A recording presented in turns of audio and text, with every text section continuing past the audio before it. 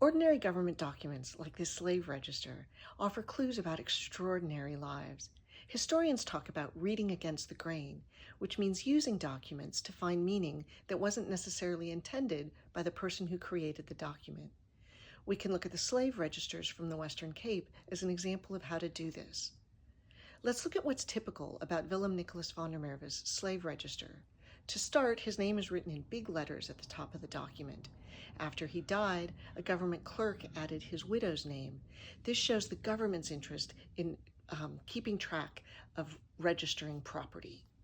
We also see the names of the enslaved people and some inconsistencies in Willem Nicholas's record.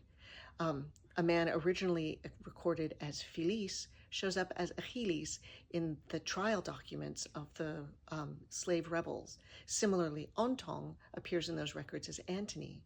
That tells me the enslaver knew that these adults arrived in his care with names, and then the family changed those names to suit their interests, not the interests of the enslaved.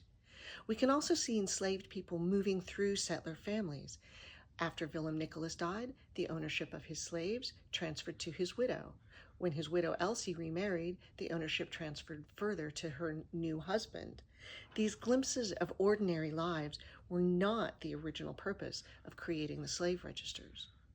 We can see something even more extraordinary if we look at the register of Baron Petrus van der Merwe. He started his adult life with a gift of 5 enslaved people from his father, O. Piet van der Merwe. But O. Piet created a stipulation, a condition of Barend being able to keep those slaves, saying that if Barend was not a good enslaver, O. Piet would take those slaves back.